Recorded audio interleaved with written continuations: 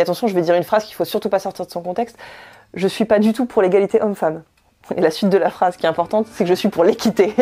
Et en fait, voilà, pour moi, l'équité est beaucoup plus importante que l'égalité.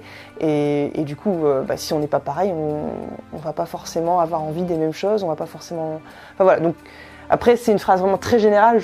Ça vaut pour plein de choses. Ça vaut pas spécialement pour le côté professionnel, mais voilà, il y a des métiers où il y a effectivement plus d'hommes que de femmes, parce qu'il y a plus d'hommes qui sont attirés par ça. Voilà. Après, pour moi, c'est un débat qui pourrait durer des heures sur un tas de sujets différents, sur les jouets pour les enfants, rien que ça peut être un grand débat. Mais clairement, moi je suis complètement pour l'équité en tout cas. Bienvenue dans le podcast des photographes professionnels. Dans cette émission audio, je partage avec vous de grands entretiens avec des experts de la photo, de la vidéo, du journalisme ou encore de l'entrepreneuriat, dans le but de vous aider à progresser et vous épanouir dans votre activité professionnelle. Cette semaine, nous avons rendez-vous avec Hélène Doué, photographe basée à Lille et spécialisée dans plusieurs thématiques, comme par exemple la photographie de studio, de portraits, de couple, mais aussi de photos underwater. Hélène nous parlera de ses débuts dans la vidéo puis la photo, comment elle gère son activité, comment elle fixe ses tarifs et plein d'autres choses encore. N'oubliez pas de vous abonner au podcast pour être tenu au courant de la sortie des prochains épisodes. Et si ce format vous plaît, n'hésitez pas à le faire savoir en partageant et en laissant un commentaire ou une note sur votre plateforme d'écoute préférée. Je vous laisse en compagnie de Hélène et vous souhaite une bonne écoute. Bonjour Hélène, est-ce que tu peux te présenter ? Du coup, je m'appelle Hélène. J'ai 37 ans, je suis de Lille. Je fais de la photo depuis 10 ans. Et je suis spécialisée en portrait pour les pros et pour les particuliers, en studio, mais aussi à domicile ou en entreprise, en extérieur. Et je fais aussi quelques photos sous l'eau. Ok, ouais, effectivement, là, autour de toi, il y a quelques images et de l'underwater. Tu t'es formée comment pour ça ? Alors j'ai commencé toute seule comme une grande en me disant que j'avais déjà fait de la plongée, que j'avais fait de la natation synchronisée quand j'étais jeune, donc je me disais ça va aller. En fait non, c'est super compliqué. Et donc j'en ai fait un petit peu en 2018 et en fait en fin d'année je suis tombée enceinte, donc du coup ça a été un peu mis en pause.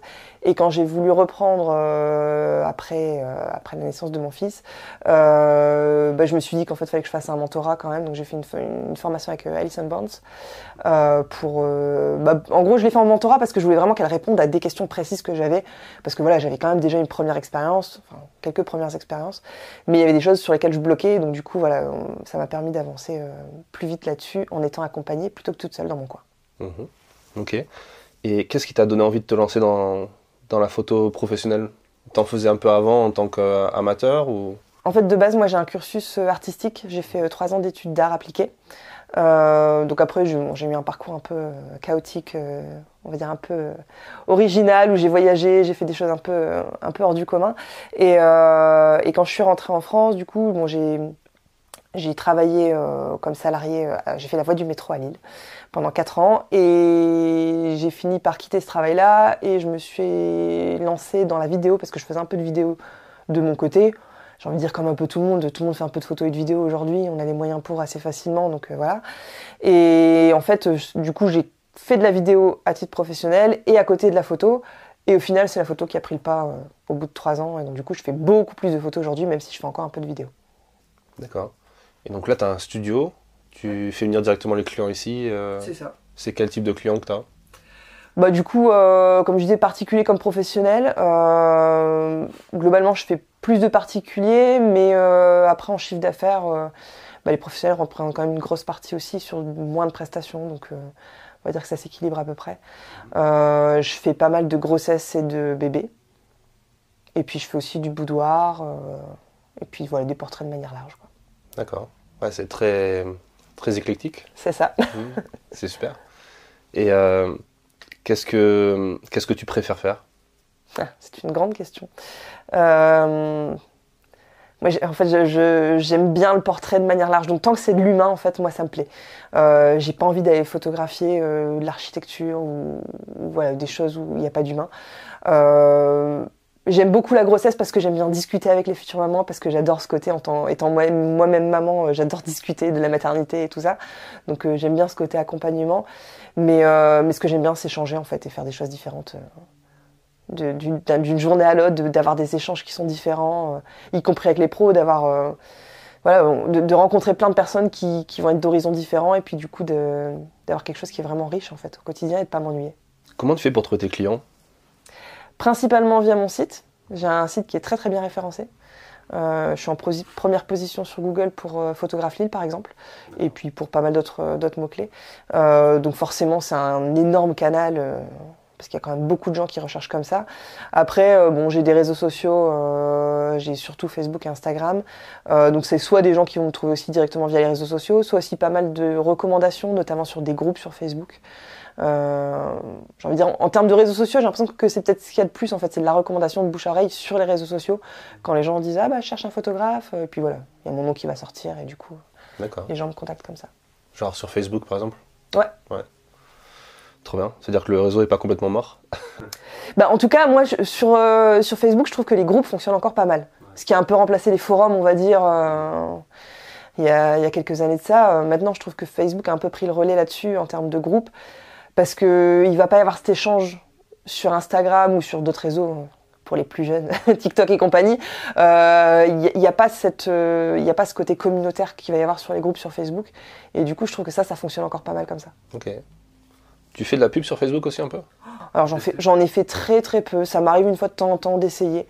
Après, je pense que je mets pas assez de budget pour que ça ait un vrai impact. Honnêtement, non, j'en fais quasiment pas. Et comme globalement, j'en ai pas vraiment besoin parce que j'arrive à booker sans, je t'avoue que je vois pas vraiment l'utilité.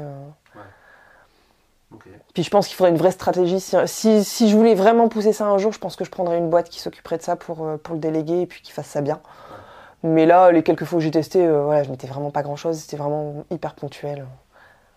Tu parlais de référencement parce que tu es bien référencé sur Lille. Vous êtes beaucoup de photographes sur Lille dans ton secteur? Je connais pas le chiffre, mais oui, on est énormément. Ouais, les Hauts-de-France, c'est une des régions les plus peuplées, je crois. Donc oui, clairement, il y a énormément de photographes. Franchement, j'ai aucune idée des chiffres. Mais je crois que c'est en milliers. Ah ouais? Ouais. Et les gens, alors peut-être pas sur l'île même, mais en tout cas, moi je suis pas sur l'île même, je suis sur la métropole lilloise et globalement je travaille avec des gens de plus ou moins de tout le département, voire même de toute la région parce que je vais aussi un peu sur la côte. Donc ouais, et puis j'ai des gens parfois qui viennent d'autres régions, parfois ponctuellement. Typiquement pour des séances underwater où on n'est pas énormément à le faire, je peux avoir des gens qui font pas mal de kilomètres pour venir. Donc ouais, je pense que ça se compte en milliers, mais j'ai pas de chiffre exact. D'accord. Comment tu l'aperçois, cette concurrence, justement? Ben moi, je l'aperçois pas comme de la concurrence, j'ai plutôt tendance à parler de mes collègues. Après, je les connais pas tous, mais en tout cas, pour ceux que je connais, en général, ça se passe plutôt bien. Je te parlais des groupes Facebook, tu vois, on est sur des groupes où on échange entre nous, on va s'organiser des événements ensemble. Je fais partie de la FFPMI aussi, la Fédération française des photographes et des métiers de l'image. Je crois que je me suis trompée dans une lettre, mais bon, bref. Et du coup, pareil, on organise des événements entre nous, des petites sorties, des choses comme ça. Donc, il y a un côté un peu aussi de groupe où il y a une émulsion collective. Donc, en fait, pour moi, il y a plus d'échanges que de concurrence, en fait. Et puis, on peut très bien s'envoyer des clients quand on n'est pas dispo, ou ce genre de choses. Donc, je pense que l'idée, c'est si on fait tous monter le niveau général, on est quand même encore, même s'il y a beaucoup de monde, il y a quand même encore beaucoup de demandes. Et je pense qu'il y en a pour tout le monde et qu'il n'y a pas besoin de se tirer dans les pattes. On peut tous réussir à sortir notre épingle du jeu sans avoir besoin de voir les autres comme des concurrents. Ouais, tu sens que les clients sont... Enfin, il y en aura toujours, il n'y a pas de problème par rapport à ça, au niveau de la demande? Moi, j'ai pas l'impression, en tout cas. Je pense que la demande est là. C'est aussi à nous de la créer, de montrer notre plus-value, parce qu'aujourd'hui, les gens ont tous un smartphone qui fait des bonnes photos. Donc, il n'y a même pas besoin d'avoir un appareil photo aujourd'hui, clairement. Tout le monde a dans sa poche de quoi faire des photos correctes en termes de qualité. Donc maintenant, il faut leur montrer quel est l'intérêt d'avoir un photographe pro, qu'est-ce qu'on apporte, pourquoi on a une plus-value. Et puis ça, en plus, on a chacun notre plus-value aussi. Chacun va avoir sa spécialité, chacun va avoir son œil, son style. Donc clairement, ouais, je pense qu'il y en a pour tout le monde sans souci. Ouais, c'est vrai qu'on peut se poser la question. Tu l'as dit, il y a les appareils photo qui sont de plus en plus abordables, enfin avec l'iPhone ou le téléphone. Mais tu as aussi l'IA, tu sais, de plus en plus, tu as des applications qui permettent, une fois que c'est plugué à Midjourney ou Stable Diffusion, de créer tu vois, les photos que j'ai sous les yeux en ce moment, où on voit des où tu as travaillé ta lumière studio, où tu es sous l'eau et tout, ben, c'est con, mais maintenant on peut coller le visage de quelqu'un sur n'importe quelle autre photo. Alors, Ça fait un peu peur, ça ? moi j'adore l'intelligence artificielle. Alors certes, il y a un côté où ça fait un petit peu peur, évidemment, parce que c'est nouveau et que la nouveauté fait toujours peur. Mais c'est quelque chose qui me passionne. Moi, dès les tout débuts, j'ai commencé à faire des petits tests. Et c'est un truc auquel voilà, j'ai plus tendance à me dire faut qu'on rentre dans la vague et qu'on la prenne et qu'on surfe dessus plutôt que de se dire de se la manger en pleine tronche. Et moi, je suis persuadée, en tout cas, que pour le métier, moi, comme je l'exerce, je pense pas que ce soit un risque dans le sens où moi je fais vivre une expérience aux gens. Quand je les fais aller dans l'eau, clairement, si je leur fais la photo en intelligence artificielle uniquement, c'est pas du tout la même chose. Et pareil, moi tu vois, je fais beaucoup de photos aussi boudoir où je vais donner confiance aux femmes, où je vais leur montrer, t'as vu comment tu peux être belle même avant de faire les retouches. En fait, j'essaye d'être assez éthique dans mes retouches. Donc si la personne elle se trouve belle et qu'elle reprend confiance en elle en se voyant en photo, c'est super. Maintenant, si tu lui fais une photo entièrement retouchée à intelligence artificielle avec des filtres et compagnie, en fait, tu la bousilles sa confiance en elle. Donc, c'est l'opposé total. Donc, pour moi, c'est vraiment une aide qui permet de faire des choses beaucoup plus rapidement et d'aller plus loin dans ce qu'on fait qui apporte vraiment un plus au métier. Mais en tout cas, pour notre métier à nous, je pense pas que ce soit un danger si on l'utilise bien. Après, ça veut pas dire pour d'autres métiers, je pense qu'il y a un vrai risque que le métier disparaisse. Mais après, encore une fois, faut apprendre à faire avec et puis et avancer de façon intelligente et en changeant le métier. Ouais.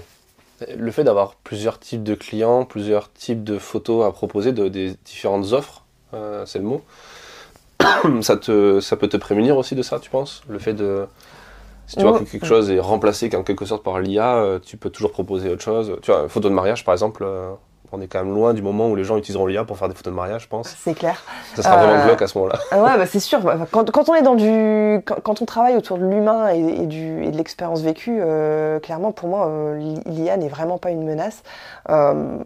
Après oui, dans tous les cas, il faut savoir se renouveler. Moi, je sais que par exemple, quand il y a eu le Covid, on était tous là enfermés, on pouvait pas sortir, on pouvait pas voir les gens, on pouvait pas faire de photos. J'ai réussi à me débrouiller, à sortir mon épingle du jeu en allant faire des photos où je mettais en scène, je faisais des visios. Alors, on est plusieurs à avoir fait ça, la plupart faisaient les photos directement depuis la visio. Moi, je faisais carrément des mises en scène, donc en fonction de ce que je voyais à l'écran, j'allais faire des mises en scène autour dans mon studio, donc je reprenais les mêmes couleurs, les mêmes tissus, Enfin voilà, j'essayais de créer un petit univers, et du coup, je faisais la photo avec mon boîtier, du téléphone au milieu du décor. Et donc voilà, je pense que faut réussir à avancer et puis à faire avec les contraintes qu'on a. Et puis j'avais fait un workshop avec le Turc qui répète beaucoup ça, de dire c'est la contrainte qui fait la créativité, donc moi, je vais à fond là-dedans et je me dis, voilà, s'il y a un truc qui pose problème, au lieu de se dire, je suis dans la merde, c'est de se dire, ok, comment je peux faire avec, en fait. Et au final, on va plus loin comme ça. Moi, j'ai une phrase que je dis depuis des années, c'est même dans la merde, il y a de l'engrais. Et j'adore voir ça comme ça, de se dire, quand il y a un truc qui va pas, c'est ok, comment je peux faire pour faire germer quelque chose de ça, au lieu de juste le voir, ça pue, quoi. C'est une vision intéressante. Je crois que c'est... je sais plus qui parlait de ça aussi il y a pas longtemps. C'est Ryan Holiday, je sais pas si tu connais cet auteur américain, qui a écrit un bouquin qui s'appelle L'obstacle et le chemin. Obstacle is the way. Et du coup, il explique dans tout un bouquin à quel point chaque contrariété que tu vas avoir ou chaque grosse épreuve ou problème devient en fait une partie importante de ta personnalité. C'est grâce à ça que tu évolues et que... Ouais. Complètement. Et le truc, c'est que quand on a le nez dedans, on le voit pas. Ouais. Comme quand t'as le nez dans la merde, tu vois pas. Mais par contre, quand tu vois après tout ce qui va pousser dessus et tout ce que tu vas pouvoir en faire, mais il faut du temps, faut laisser le temps au temps et puis et tu te rends compte. Mais c'est aussi de se dire que justement quel va être le potentiel et puis d'avoir la conscience de ça, de se dire qu'il va sûrement y avoir quelque chose qui va pouvoir venir et de pas avoir un esprit négatif. Donc voir le verre à moitié plein plutôt qu'à moitié vide. J'ai l'impression que c'est quand même beaucoup, c'est surtout dans ta branche de la photo sociale qu'on trouve plus facilement cet état d'esprit. Moi, tu vois, je viens de la photo de presse et les photojournalistes, on est quand même assez pessimistes globalement. Ouais. J'ai l'impression qu'on râle un peu plus que les autres. Et ça se ressent aussi sur la photo d'auteur, tu vois. À l'UPP, par exemple, il y a souvent c'est en train de changer, hein, les équipes changent et tout, mais il y avait quand même depuis longtemps un esprit assez négatif sur la concurrence, sur les évolutions technologiques, sur tu vois là où la FFPMI a embrassé quasiment l'IA en faisant un prix photo avec de l'IA. L'UPP, ils étaient en mode non, il faut interdire ça, on peut pas l'interdire de toute façon, donc on est obligé de faire avec. Après, moi j'ai envie de te dire, c'est pas du tout mon domaine la presse, mais j'ai envie de dire que justement il y a c'est peut-être le moment de faire valoir votre professionnalisme en se disant ok, quand je vois une photo de telle personne, que je vois que c'est crédité de telle personne, je sais que je peux avoir confiance et je sais que c'est une vraie photo, parce qu'aujourd'hui ça devient un vrai enjeu de se dire quand je vois une image, est-ce que c'est une vraie image ou pas. Et tu vois, un petit peu comme tu peux pas faire confiance à tout ce que tu vois sur internet, mais qu'a priori quand tu vois que c'est un article qui vient d'un grand nom, d'un journal connu, tu te dis quand même qu'il y a plus de chances que ce soit crédible.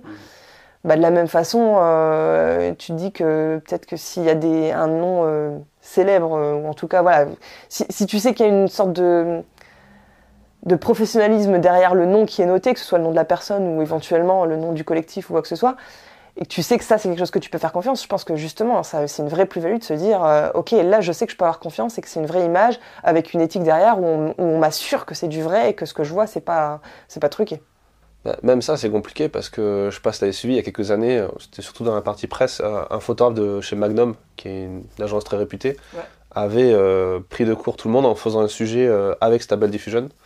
Et le sujet avait été même primé à Visa pour l'image, qui est le festival du photojournalisme. Tu vois. Il avait fait un bouquin, il y avait une pub pour le bouquin pendant le festival, pendant une projection devant plusieurs milliers de personnes. Et il a attendu le dernier moment pour dire, au fait, c'est fake de l'IA. Wow. Et là, il y a la moitié de la population qui est tombée dessus en mode t'es un salaud, tu nous as trahis. Et l'autre moitié qui ont dit, ah ouais, c'est intéressant de voir à quel point on peut se faire avoir, nous, justement en pensant que le mec, il fait partie du cercle. Donc faisons-nous confiance. Mais en fait, non. Oui, après, c'était peut-être une façon de montrer, c'était peut-être une façon de dénoncer ça et de faire un sujet là-dessus. Maintenant, une fois que ça a été fait une fois, l'idée, c'est pas que tout le monde le fasse, quoi. C'est ça. Mais je pense que pareil, il n'y a pas eu un spécialiste d'astronomie ou quelque chose comme ça qui avait sorti une photo avec du chorizo ou un truc dans le genre et qu'en fait, les gens ont vraiment cru... oui, exact. Parce que c'était lui, justement. Ouais. Alors qu'en fait, c'était pas du tout... c'est clair. Je sais plus le nom, par contre, j'ai plus du tout la référence. Je vois dans laquelle dont tu parles, effectivement. Mais c'est ça qui est dingue en fait. Mais tu vois ça de toute façon avec les fake news depuis toujours. Les articles où il y a une information complètement détournée, complètement fausse. Et parce que ça passe dans tel journal et que le journal se fait avoir, les gens y croient. Et puis pareil, le film, le documentaire sur la Lune, je sais plus le titre, On n'a pas marché sur la Lune, je crois, un truc comme ça. Ah, j'ai pas vu ça. Ah, mais il est excellent ce truc, il a été fait il y a un bout de temps maintenant. Et à la base, c'était, en fait, quand tu regardes le documentaire, honnêtement, tu le regardes, t'arrives à la fin, tu te dis, t'as vraiment l'esprit retourné.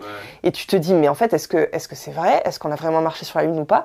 Et en fait, après, il y a une suite à ça. Faut pas s'arrêter là, parce que t'as des gens qui s'arrêtent là et qui pensent que voilà, tous les éléments qu'ils ont vus sont vrais, et du coup, ils prennent ça pour argent comptant. Et c'est même... En fait, le gars qui a réalisé ça, il a regretté après coup, il disait aujourd'hui il ne le ferait plus, parce qu'en fait, ce qu'il a mis dans son documentaire a été utilisé aujourd'hui pour créer plein de théories du complot là-dessus. Et en fait, normalement, il y a une suite à ça où il explique comment il a fait, comment il a créé tout ce film, comment il a réalisé ça, comment il te met le doute dans l'esprit. Et en fait, typiquement, voilà, t'as des interviews, par exemple, dans une langue étrangère où le gars, il te parle pas du tout de ça. Et en fait, c'est traduit avec des sous-titres qui ont rien à voir. Et, ou alors, t'as des trucs qui sont extraits du contexte et qui, du coup, ont fait dire des choses complètement fausses. Et voilà. Et en fait, c'est que ça pendant tout le documentaire. Et tu te rends compte à quel point il faut faire super gaffe à l'info, comment tu la prends. Parce qu'en fait, on peut complètement te manipuler à travers des images, des voix off et des choses. Donc ouais, aujourd'hui, je trouve que c'est vraiment un sujet hyper important d'apprendre à prendre du recul sur ce qu'on voit et sur ce qu'on lit et sur ce qu'on entend, quoi. Et moi, tu vois, enfin, j'ai une fille qui va avoir 15 ans, on a fait 4 ans d'école à la maison, ça a été un des sujets les plus importants pour moi de lui apprendre à dire, de prendre du recul sur ce que tu vois, sur toutes les infos que tu reçois, parce qu'en fait, faut toujours remettre en question la vérité, qu'est-ce que la vérité et c'est pas parce que tu vois des images que ça veut dire que c'est vrai. Justement, pour parler un peu du studio, quand tu fais venir des clients ici, tu es dans une logique de maîtriser la lumière, de mettre en valeur les gens. Tu as parlé d'expérience. Concrètement, comment ça se passe? C'est-à-dire en termes de la séance du début à la fin? Ouais, comment ça se construit une séance pour des gens qui ne connaissent pas et qui peut-être aimeraient se lancer, Même si j'ai l'impression maintenant il y a de plus en plus de workshops, il y a de plus en plus de contenu sur internet pour apprendre à faire des shootings. Tu veux dire sur la partie vraiment technique ou... Un peu tout, à la fois le technique, mais aussi tu sais, la relation que tu as avec ton modèle. Alors moi globalement quand les gens arrivent, ils arrivent dans la pièce où on est là, donc ils arrivent, on discute de leurs attentes, même si je leur ai déjà fait un petit questionnaire en amont de la séance pour voir ce qu'ils voulaient. On voit un petit peu tout ce qu'ils ont rapporté comme tenue, etc. Et en fait, mon studio, j'ai plusieurs espaces. Donc, il y a une partie studio classique avec des fonds unis, des flashs, etc. Donc, où je vais faire vraiment la photo traditionnelle de studio. Et puis après, j'ai tout un espace en lumière naturelle, lifestyle. Donc, avec une chambre à l'étage aussi. Donc, l'idée, c'est d'avoir quelque chose de complet. Donc, les gens, ils peuvent avoir à la fois des photos très posées de studio et avoir des choses beaucoup plus naturelles. Et il y a des gens qui viennent avec l'idée de faire des photos posées et au final ils vont préférer le naturel et inversement. Donc du coup j'aime bien pouvoir leur apporter les deux. Et puis voilà, tout va pas à tout le monde en fait. C'est un peu comme les vêtements, tu sais, t'as des morphologies pour certaines choses, bah t'as des gens qui vont être plus à l'aise sur certaines poses que sur d'autres. Donc du coup j'aime bien leur offrir la possibilité de tester plusieurs choses et puis comme ça ils peuvent choisir après ce qui leur convient le mieux. D'accord. Et combien tu factures une séance par exemple, ou comment tu fonctionnes? On a déjà reçu des photographes comme Milena Perdriel, que tu connais peut-être, qui parlait un petit peu de ses tarifs et sa façon aussi de proposer des photos après coup. Ouais. Alors moi j'ai plusieurs forfaits. Alors tous les ans je me remets en question, donc ce que je dis aujourd'hui sera peut-être plus valable dans quelques temps. Mais globalement j'ai plusieurs forfaits. Si je peux donner la moyenne, le forfait que je vends le plus il est à 280 €. C'est 1 heure de séance avec 7 photos incluses. Et en fait, après, les gens reviennent pour sélectionner leurs photos. Donc, je suis un petit peu à cheval entre le côté forfait que beaucoup de photographes font. Et en même temps, je fais quand même des visionnages à mon studio après coup. Et donc, du coup, la plupart du temps, les gens prennent des photos en plus. Donc, du coup, ça augmente le panier moyen aussi. Ça permet aussi de pouvoir choisir s'ils veulent des produits. Parce que l'idée, c'est pas de rester que sur du numérique. Mais c'est aussi de voir, pour avoir à la fin un vrai support physique de qualité. Moi, je fais du tirage d'art que je fais moi-même. Je fais mes contre-collages d'Ibon aussi. Et puis après, je propose aussi des acryliques et des livres. Enfin, des albums photos. Mais ça, pour le coup, je continue à les faire parce que les acryliques, je n'arrive pas. J'avais investi dans le matériel, mais j'arrive pas. J'ai toujours des bulles d'air, c'est une cata. C'est l'horreur à faire. Et les albums, c'est vraiment encore un autre domaine. Donc ça, je le délègue aussi.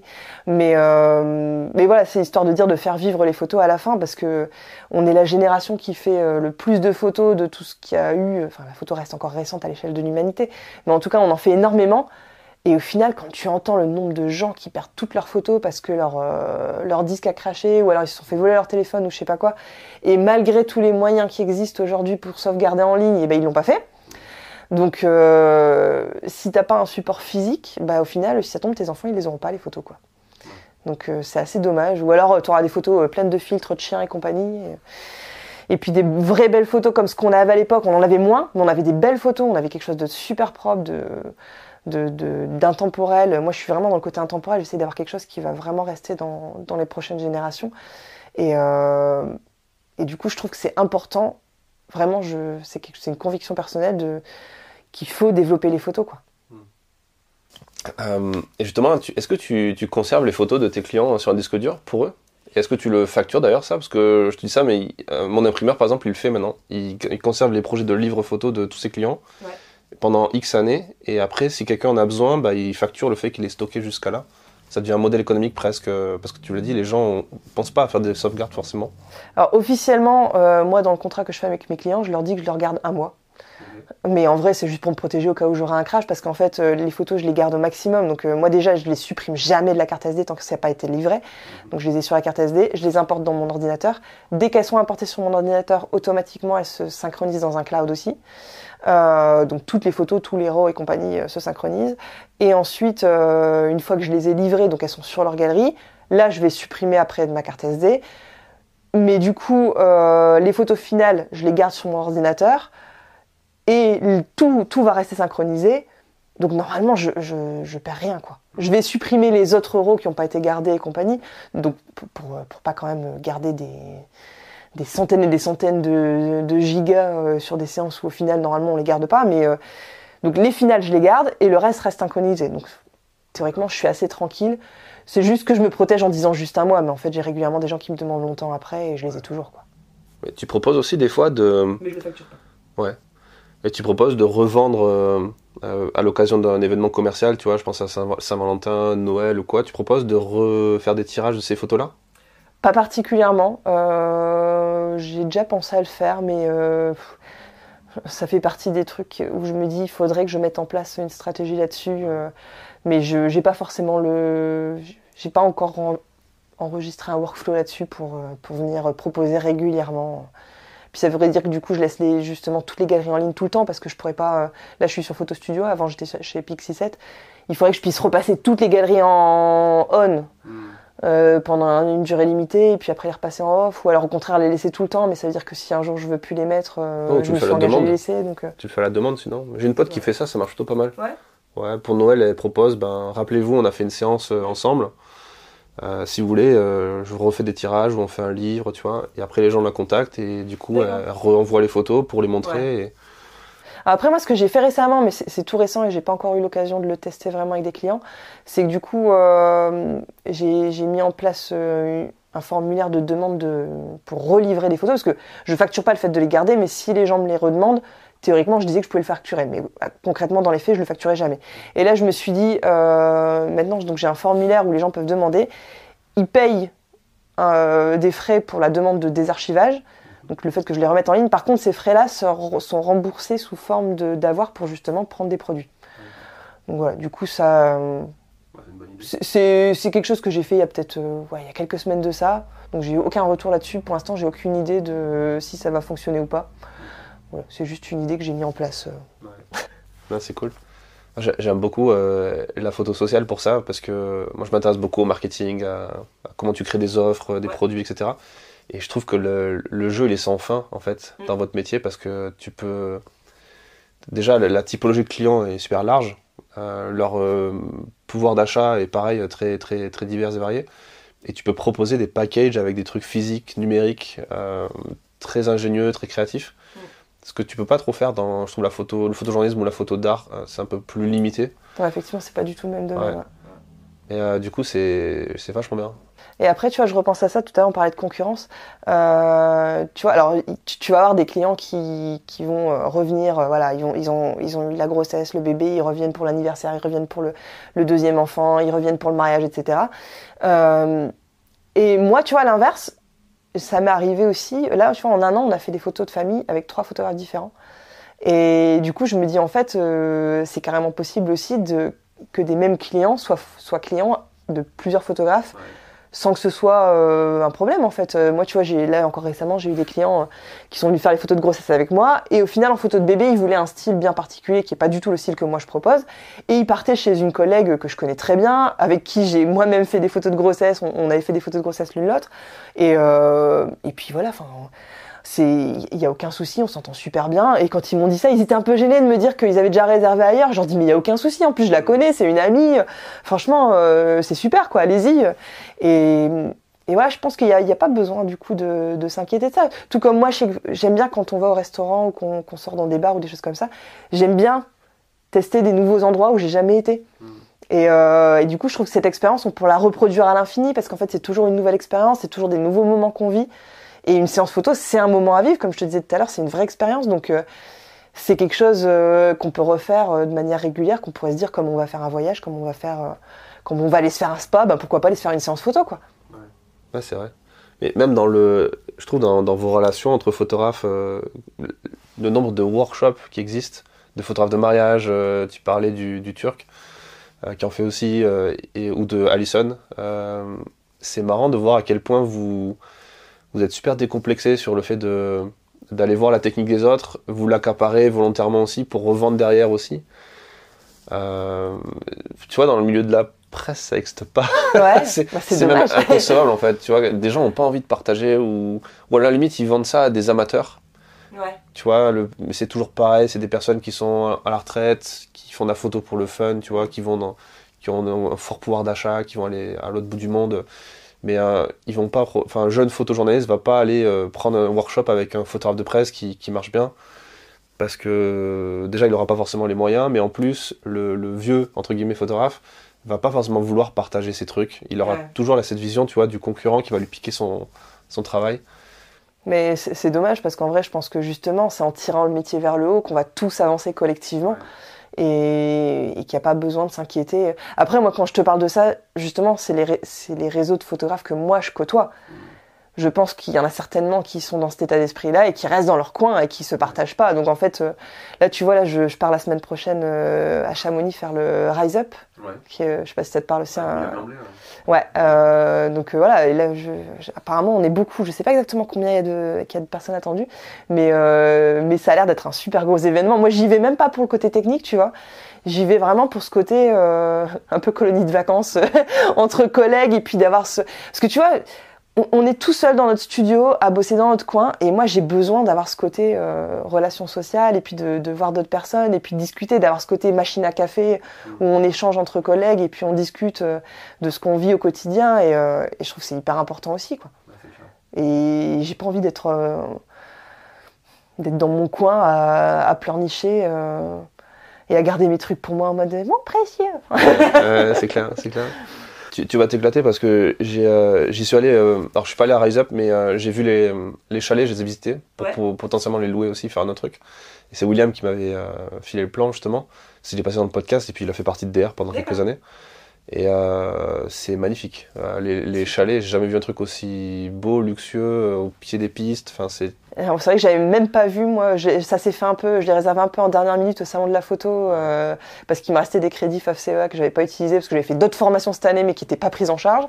Et puis du coup, je me suis dit, allez, c'est con, quoi. On arrive en fin d'année, j'ai pas utilisé mes crédits, j'ai envie de faire quelque chose. Mais toutes les formations que je voyais, c'était beaucoup des trucs techniques, et concrètement, ça m'intéressait pas, parce qu'au bout de 10 ans, la plupart des formations que je suis en technique, j'apprends plus grand chose, donc ça n'a pas vraiment d'intérêt.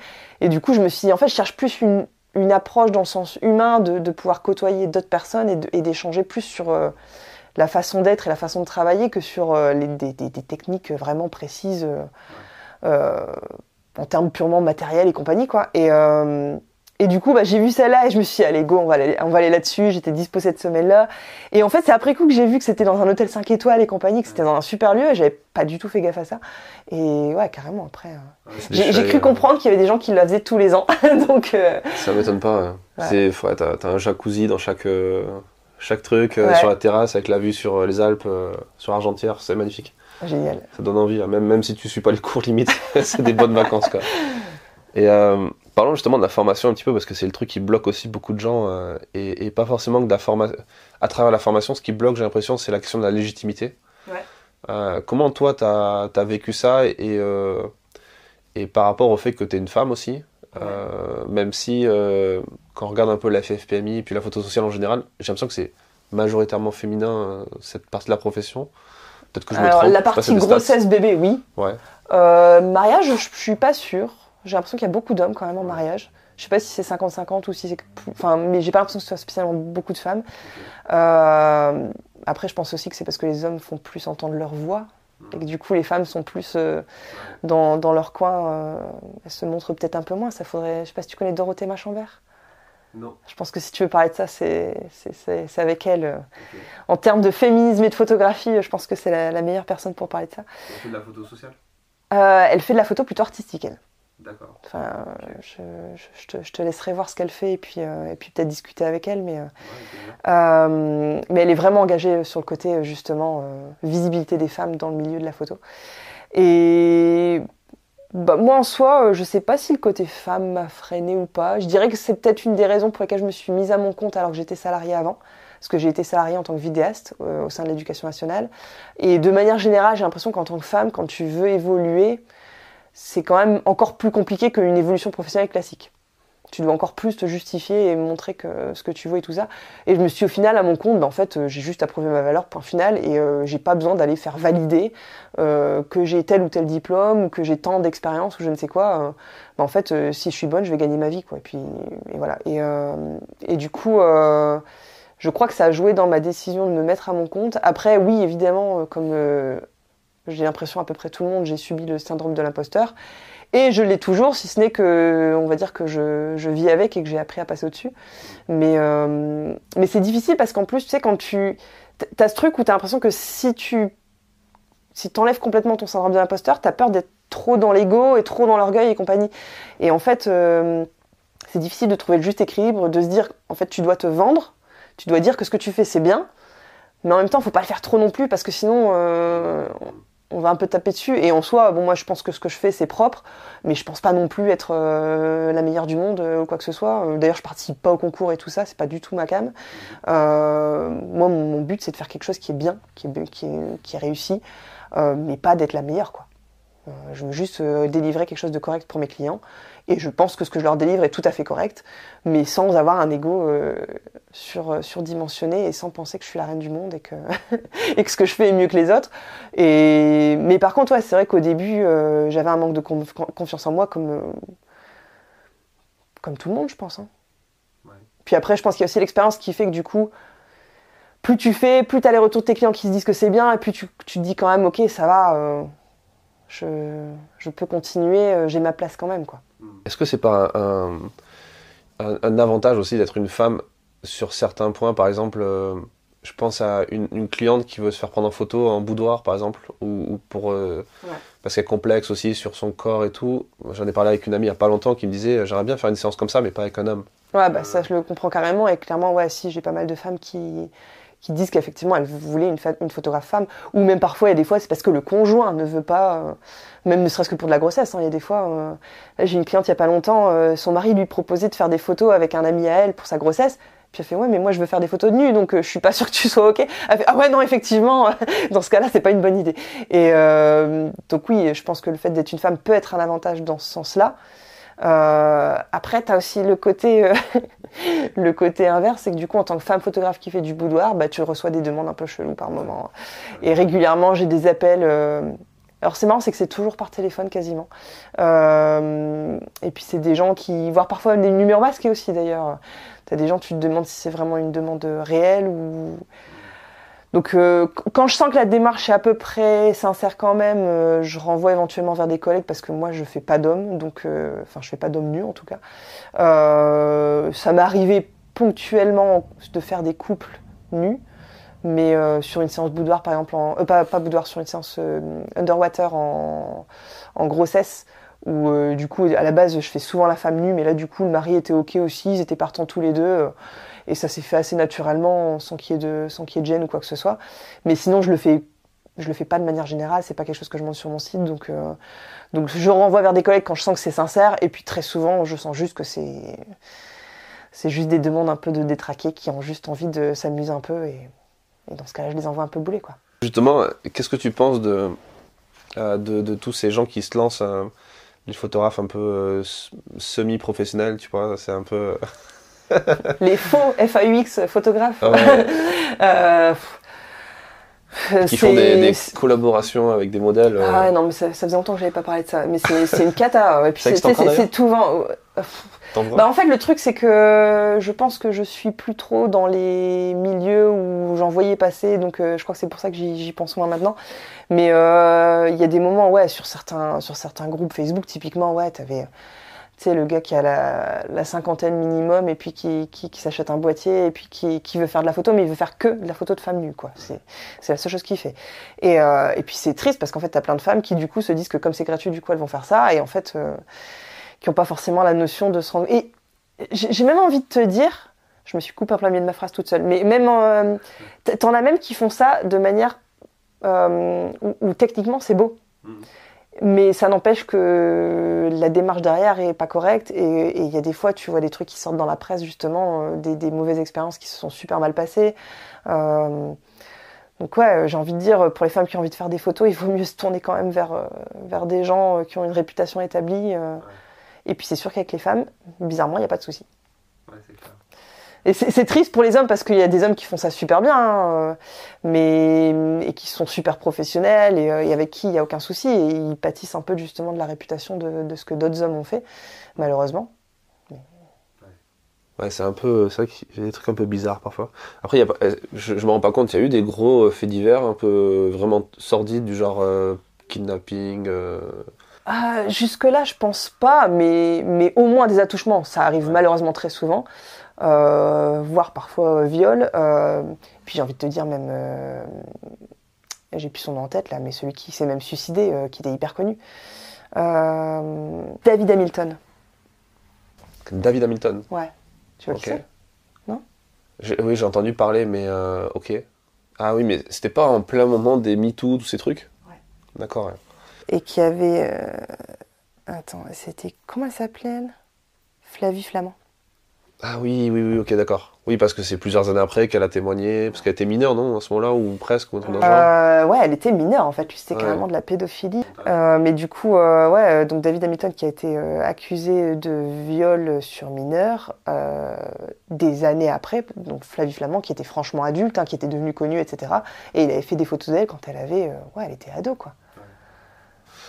Ok. Bon, ben... Le podcast sur YouTube sera démonétisé, je te remercie. C'est pas, je rigole.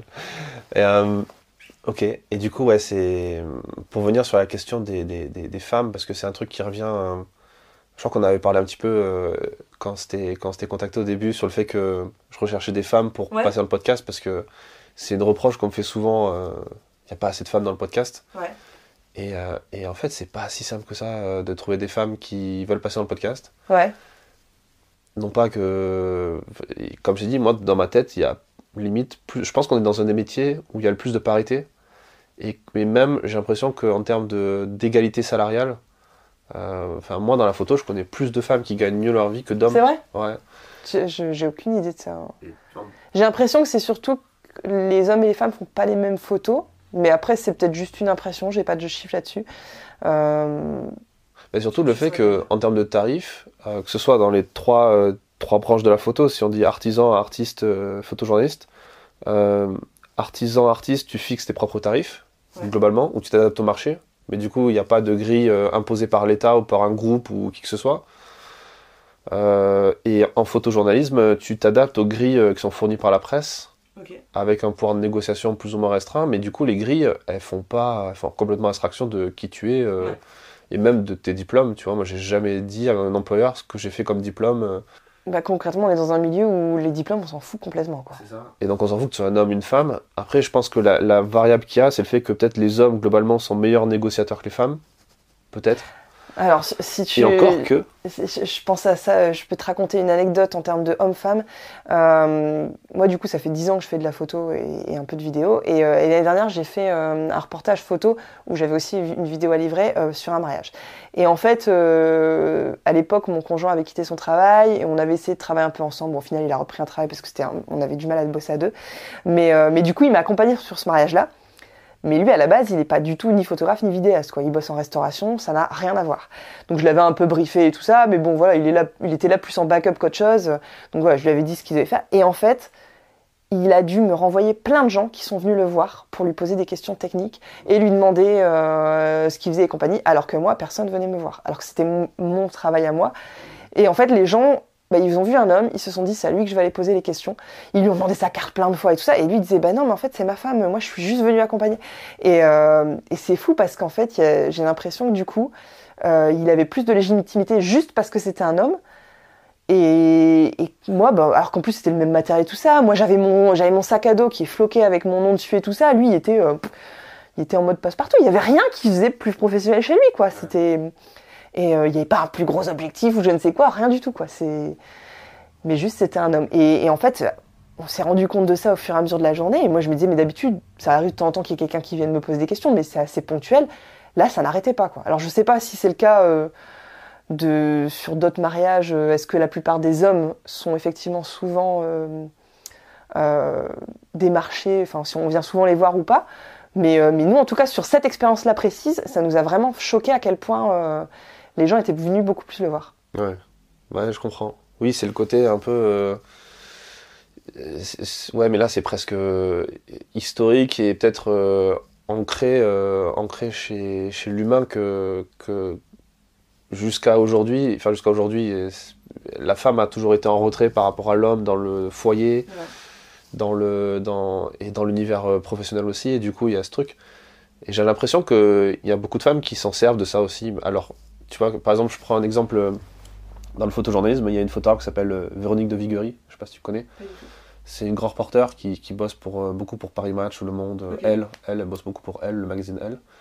Là, elle était à Jérusalem, dans la bande de Gaza. Et tu vois, en 2019, elle a gagné le Visa d'Or, qui est une récompense très, très connu dans le milieu de la presse et très prisé, quoi. C'est un peu le Pulitzer français. Ouais, ok.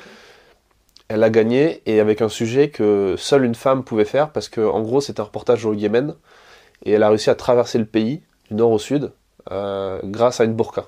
Elle était sous une burqa, elle planquait les appareils photo sous la burqa, et quand elle passait les checkpoints armés, un homme n'a pas le droit de fouiller une femme. D'accord. Et du coup, en fait, elle s'est pas fait choper, et elle a réussi à faire des photos que personne n'a réussi à faire, en jouant ce côté, avec sa journaliste aussi, et la rédactrice qui était sous burqa, Ouais. et donc elles ont traversé le pays. Et tu vois, Et un homme peut pas se déguiser d'ailleurs avec une burqa? je crois qu'il y en a qui ont essayé, mais là c'est extrêmement dangereux, quoi. Genre, Ouais. là, tu te fais choper en homme burqa, Ouais, j'avoue. je pense que tu disparais vite. Et, alors qu'une femme, même si elle se fait gauler avec les appareils photo, je pense que tu vois, il y a peut-être aussi une tolérance, mais tu vois, elle jouait sur ce côté, et j'en connais d'autres aussi qui me disaient qu'elle jouait sur ce fait qu'on les prenait pas forcément toujours au sérieux, qu'elles étaient les outsiders de service, tu vois. C'est pour ça que ton anecdote, elle est super intéressante, parce que ça montre effectivement que un homme ne prendra pas une femme au sérieux naturellement, mais peut-être parce que c'est tout le passif, toute son éducation, tout ce qu'on lui a mis dans la tête.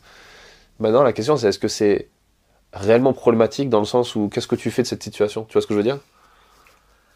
Alors, je sais pas, parce que d'un autre côté, par contre, alors j'ai l'impression que souvent, il y a ce côté où les femmes sont censées être moins bonnes techniquement. Tu sais, c'est genre la technique, c'est le truc des hommes. Et les femmes, c'est plus le côté émotion, artistique et tout ça.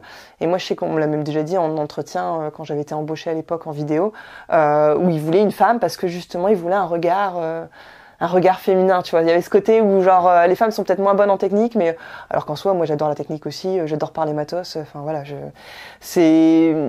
mais je pense qu'en termes de stéréotypes, il y a peut-être ce truc-là qui peut être un avantage, par contre, tu vois, de se dire qu'il va y avoir une sensibilité féminine. Donc ouais, je pense que c'est peut-être cette partie-là que les femmes peuvent exploiter, si on veut dire, de surfer sur des stéréotypes. Ce qui en soi est aussi un peu vrai dans la gestion d'entreprise, par exemple. Quand tu vois une entreprise gérée par une femme et par un homme, tu vois directement qu'il y a... Alors ça dépend des caractères de chacun, il y a toujours des contre-exemples. Il y a des femmes très masculines et des hommes très féminins. Ouais, carrément. Mais dans la façon de gérer un client ou gérer une situation conflictuelle... Moi, j'adore gérer les conflits. Moi, c'est un truc... Tu sais, j'adore quand je reçois un mail d'un client qui, à la base... tu sais, où je vais sur le coup, je vais bondir sur ma chaise en me disant mais comment il peut oser me dire ça, et en fait à chaque fois je me dis ok, on prend du recul, on souffle un coup, on relit ça calmement, on prend du temps, on répond pas dans les nerfs, et puis tout de suite après, il y a ce deuxième truc qui se dit ok, où est-ce que moi j'ai merdé pour qu'il y ait cette situation qui se produise, et donc du coup je vais prendre du recul et vraiment me remettre moi en question pour apprendre à sortir grandi de ce conflit. Enfin, je dis conflit, c'est un grand mot. En général, c'est des petites choses, c'est pas... Voilà, mais de se dire, ok, qu'est-ce que je peux faire pour que ça se reproduise plus, et comment aujourd'hui, là, je peux régler le problème, et qu'à la fin, au lieu que ça se termine sur un avis négatif, que ce soit au contraire... parce que tu vois, je trouve que quand tu es en conflit avec une entreprise, si le conflit il est bien désamorcé, tu peux être encore plus content que si ça s'était bien passé juste de manière neutre. Ouais. Et donc du coup, j'essaie vraiment de faire ça au mieux. Et je trouve que c'est hyper intéressant de manière... de prendre du recul sur soi. Et c'est comme ça que tu apprends en fait. C'est quand tu es face à des erreurs que tu apprends encore plus vite. Quand tout se passe bien, tu continues sur ton petit bateau où tout est calme, mais tu vas pas aller plus loin en fait. Et puis après, tu vois, tu parles de la façon de gérer. Je pense que s'il y avait plus de femmes à la tête des gouvernements, il y aurait peut-être moins de guerres dans le monde aussi, quoi. Ouais. C'est vrai. Justement, c'est ce côté empathique que peut-être les hommes globalement n'ont pas, quoi. Tu vois, aujourd'hui, c'est de plus en plus à la mode. Il y a même carrément des influenceurs. Ouais, t'es pas loin d'une ligne de chemin de fer, et du coup, mais je pense pas qu'on l'entende vraiment. Tu vois, c'est le premier train qui passe depuis tout à l'heure, je t'avais dit qu'il n'y en avait pas trop. Mais je pense qu'on l'entend pas trop. T'as de plus en plus de propos qui sont jugés sexistes. Tu vois, je pense à des mecs comme Jordan Peterson, je sais pas si tu connais. Non. Un Canadien qui fait beaucoup de conférences sur ça, un prof de psycho à la base, qui fait beaucoup de conférences sur la différence homme-femme, et le fait que lui, son credo, c'est de dire un homme doit être par défaut une machine violente en quelque sorte, mais être capable de canaliser ça, parce que c'est cette violence et ce sentiment de cette gestion du chaos qui permet de faire aussi avancer la société parce qu'il y a une création, il y a une envie de dépassement de soi, d'aventure, d'exploration. Et en même temps, une femme n'est pas câblée pareil. Mais du coup, tu vois, tous ces propos, ils sont pris... c'est très clivant. Hein. Soit les gens sont très d'accord avec lui et du coup, ouais, c'est vrai, machin. Soit c'est complètement faux, les femmes doivent être l'égale des hommes, etc. Et tu vois, il y a un détournement une complexité du débat. Mais pour revenir sur la question de la photo, moi je trouve que vu qu'on est dans un métier d'entrepreneur, tu vois, il y a cette logique d'être maître de son destin, maître de ses tarifs, maître de ce... Il n'y a pas une imposition du haut, tu vois, d'un patron. Tu es ton propre patron. Complètement. Et alors, je vais rebondir. J'ai pas écouté le gars dont tu parles, donc je peux pas avoir d'avis sur la question. Ouais. Et attention, je vais dire une phrase qu'il faut surtout pas sortir de son contexte. Je suis pas du tout pour l'égalité homme-femme. Et la suite de la phrase qui est importante, c'est que je suis pour l'équité. Et en fait, voilà, pour moi, l'équité est beaucoup plus importante que l'égalité. Et du coup, si on n'est pas pareil, on va pas forcément avoir envie des mêmes choses. On va pas forcément. Enfin voilà. Donc après, c'est une phrase vraiment très générale. Ça vaut pour plein de choses. Ça vaut pas spécialement pour le côté professionnel, mais voilà, il y a des métiers où il y a effectivement plus d'hommes que de femmes parce qu'il y a plus d'hommes qui sont attirés par ça. Voilà. Après, pour moi, c'est un débat qui pourrait durer des heures sur un tas de sujets différents, sur les jouets pour les enfants, rien que ça peut être un grand débat. Mais clairement, moi, je suis complètement pour l'équité, en tout cas. Et moi, tu vois, si on arrive à parler de tarifs, dans mon idée, quand j'ai fixé mes tarifs, je me suis dit, mon but, c'est de calculer mon tarif horaire pour en créer ensuite mes formules et compagnie, pour que je gagne l'équivalent d'un SMIC de base. Donc, ça veut dire qu'au minimum, si je rends le strict minimum, je gagne un SMIC. Et l'idée, c'est que si j'ai bien bossé, du coup, les gens vont me faire des ventes additionnelles. Enfin, je fais des ventes additionnelles à mes clients. Et donc, du coup, mon salaire va augmenter. Et donc, du coup, je gagne en conséquence de la qualité de mon travail. Et donc, ça veut dire que si je fais le service minimum et que j'arrive pas à vendre plus, en fait, je gagne le strict minimum. Mais évidemment pas moins non plus parce que on est censé avoir un salaire minimum en France, ça serait quand même bête de gagner moins en étant à son compte, alors que quand on a son compte, l'idée c'est quand même d'avoir une meilleure situation, hein, c'est pas d'être dans une moins bonne situation. Donc voilà, après l'idée c'est pour moi de se dire si j'ai bien bossé, je vends plus et du coup j'arrive à me dégager un meilleur salaire. Donc et puis après oui, ça marche plutôt bien donc ouais. Justement, toi, c'est quoi t'as choisi quoi comme forme juridique pour ta boîte, par exemple, et comment tu te payes? Tu te payes en salaire? Tu te payes Alors moi, j'ai commencé en micro-entreprise il y a une dizaine d'années et je suis passée en société en 2017, donc je suis en EURL. Et voilà, donc du coup, alors c'est pas un salaire, c'est une rémunération du dirigeant, je crois on appelle ça. Donc voilà, j'ai ma rémunération fixe que je me verse tous les mois, et puis après en fonction du chiffre d'affaires et de tout ce qui ressort en fin d'année, je peux avoir plus. À savoir aussi que du coup là, on est dans mon studio que j'ai acheté l'année dernière, donc je l'ai acheté à mon nom propre. Et je le loue ma société me paye un loyer en fait. Donc du coup, en fait, c'est aussi quelque chose, c'est pas du salaire, mais en fait, c'est quelque chose qui à la fin m'appartient aussi.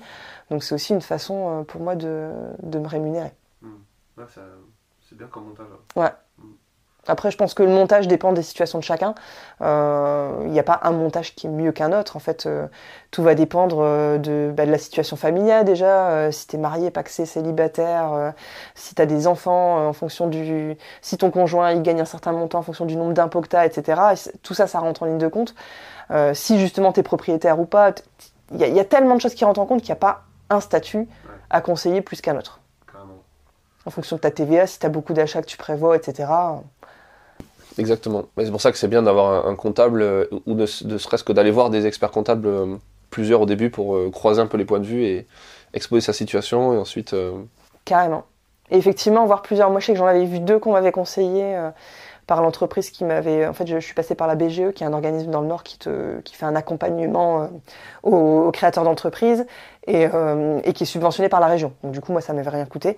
Et donc du coup, j'avais eu un super accompagnement avec ça. Je crois que ça existe un peu dans toutes les régions, même si c'est pas forcément le même nom, mais voilà, des organismes qui t'accompagnent. Et en fait, il m'avait donné 2 noms de comptables, donc je suis partie voir les 2. Le premier m'a fait un speech super long en me détaillant tout ce qui était possible, en me donnant des conseils, etc. Et je suis partie voir la deuxième, et elle, en gros, elle m'a juste fait son devis de combien elle allait me facturer. Et du coup, en fait, le choix, il était vite fait, quoi. Le premier, il m'avait conseillé, donc je me suis dit, mais c'est lui que j'ai envie d'aller voir, quoi. Je sais même pas si elle était plus chère ou moins chère ou pareil, c'était même pas la question. C'est qu'en fait, il y en avait un où il y avait beaucoup plus de feeling. Et du coup, je me suis même appliqué ce propre... j'en ai tiré la leçon pour moi-même aussi, c'est de se dire que quand t'as des clients qui viennent vers toi, faut savoir donner, en fait, pour pouvoir recevoir derrière. C'est ça, en fait, l'idée, c'est de se dire... si t'es juste là pour envoyer un devis, mais que t'es pas là pour écouter, pour répondre aux questions des gens, faut pas s'attendre à ce que derrière ils signent avec toi plus qu'avec un autre, quoi. Bien sûr. Bon, après je dis ça veut pas dire que je prends le temps avec tout le monde. Il y a des gens avec qui ça se fait super rapidement mais voilà. En tout cas, quand les gens ont des questions, faut aussi savoir prendre le temps. Et puis il y a des fois, on aura pris le temps pour rien. Ça arrive aussi. Non, mais c'est vrai. T'as raison. Il y a un truc qu'on oublie toujours, c'est l'expérience client. Ouais.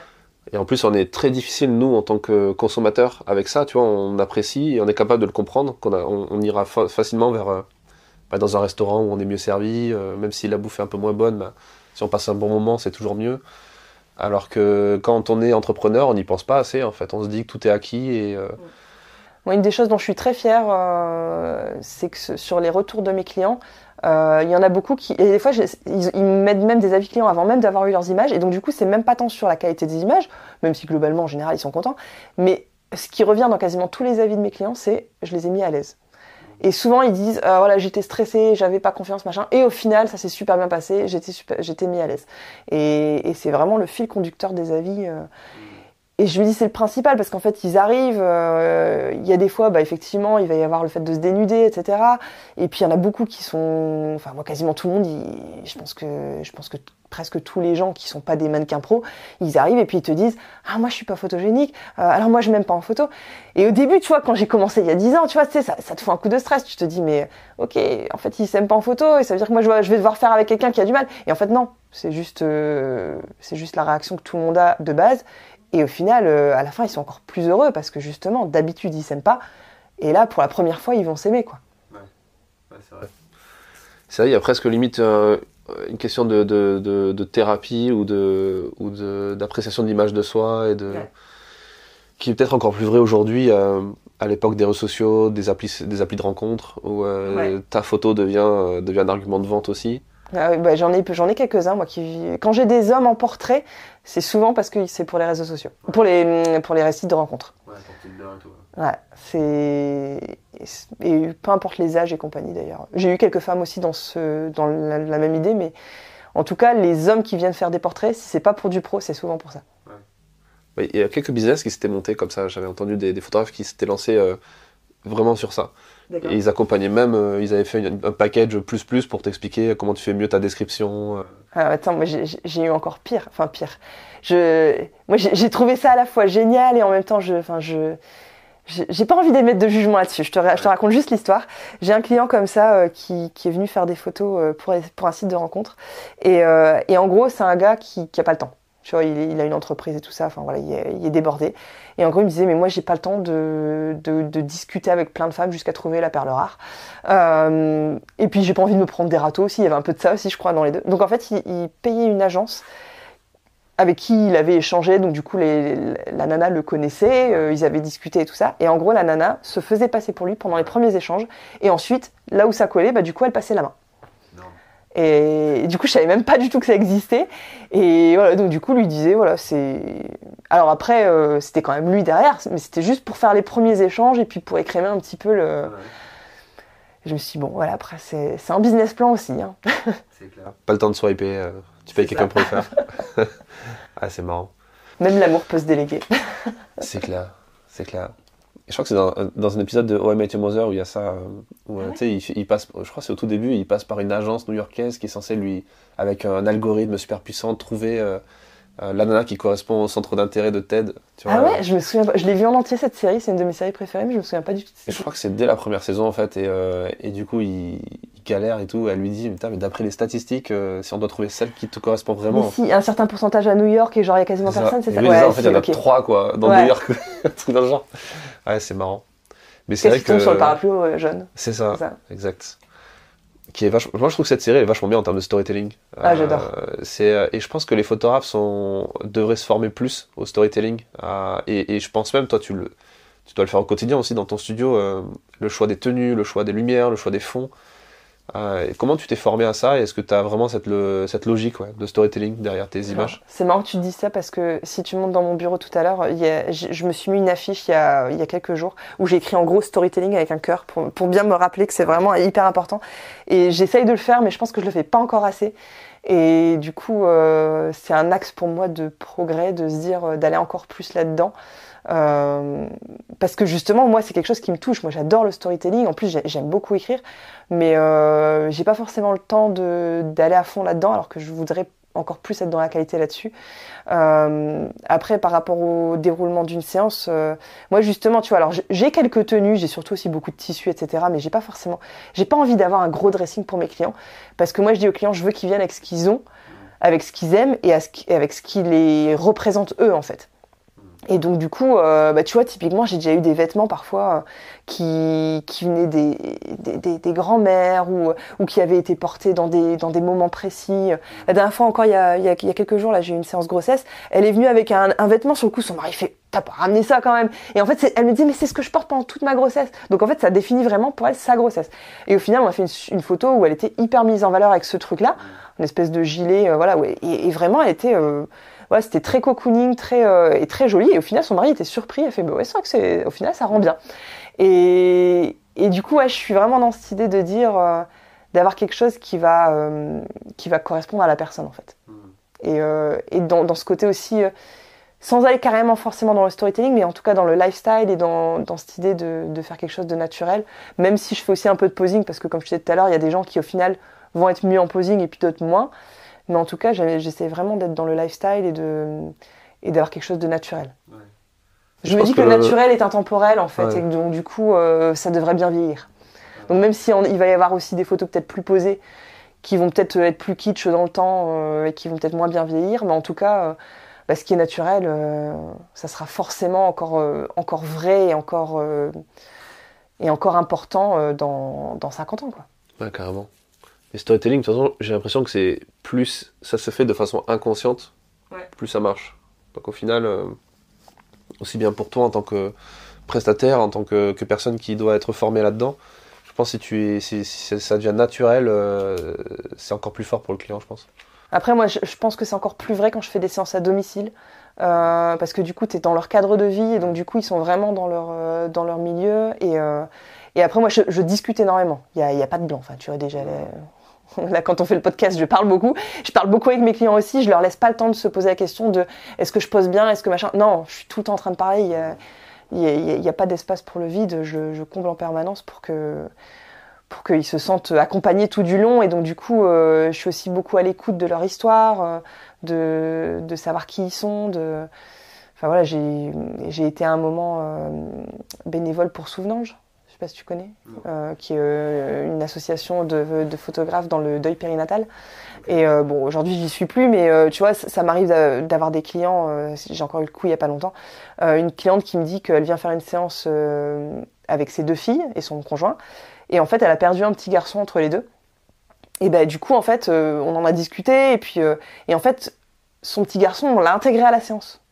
Tu vois, il est décédé à quelques heures de vie, mais il a fait partie de la séance. Quand j'ai présenté les photos, le prénom du petit garçon, je lui ai demandé, il était noté sur les photos. Enfin voilà, et ça les a vachement touchés. Ils m'ont répondu après qu'ils avaient vraiment apprécié justement le fait que leur histoire soit écoutée.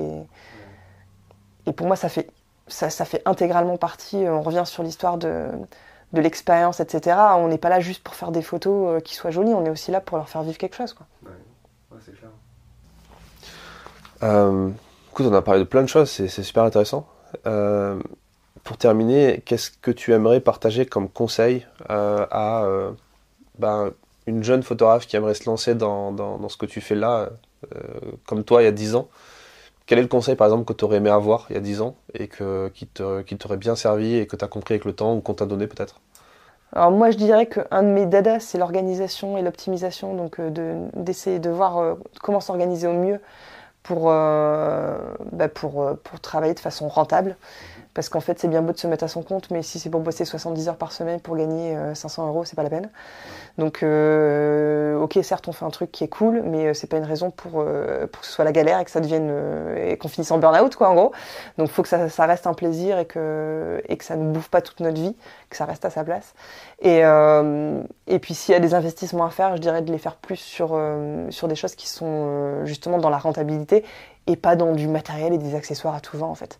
Je vois plein de photographes qui se lancent. Alors leur plus grosse question, c'est ça va être quoi leur nom d'entreprise et leur logo et puis voilà et puis acheter plein de robes de grossesse et puis plein d'accessoires pour les nouveau-nés et puis voilà plein d'objectifs et compagnie. Alors qu'en fait, quand tu démarres, c'est pas forcément ça le plus important. Tu peux très bien démarrer sans aucun studio avec un appareil qui fait le job et puis un seul objectif et que tu arrives quand même à démarrer. Et puis après, tu fais les choses petit à petit. Au fur et à mesure, et il n'y a pas...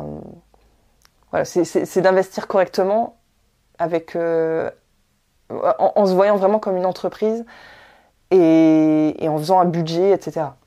De ne pas faire les choses sur des coups de tête, de réfléchir, de faire les choses de manière réfléchie. Ouais. Ça t'est venu comment? Parce que tu disais que tu venais de l'éducation nationale, c'est pas forcément l'endroit où on apprend le plus ce que c'est un business plan, ce que c'est une stratégie de budget, ce genre de choses. Je te disais tout à l'heure que j'ai été accompagnée notamment par la BGE, organisme qui accompagne à la création d'entreprises. Je pense que ça m'a pas mal aidé. Après, j'avais déjà été en micro-entreprise avant, mais en double activité, en étant vidéaste pour l'éducation nationale à côté. Donc du coup, ça m'avait permis de faire mes armes un petit peu tranquillement, sans avoir le stress de se dire ce que j'ai comme salaire à la fin du mois.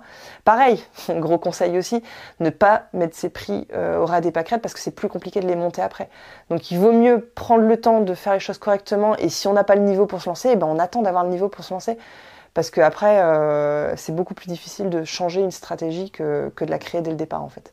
Donc il vaut mieux faire des collaborations au début et faire des choses correctement pour avoir un book qui soit correct et puis se mettre tout de suite à des vrais tarifs plutôt que de se sous-vendre en se disant pour l'instant j'ai pas d'expérience, j'ai pas de clients donc je vais faire un tarif pas cher, comme ça je vais avoir des clients.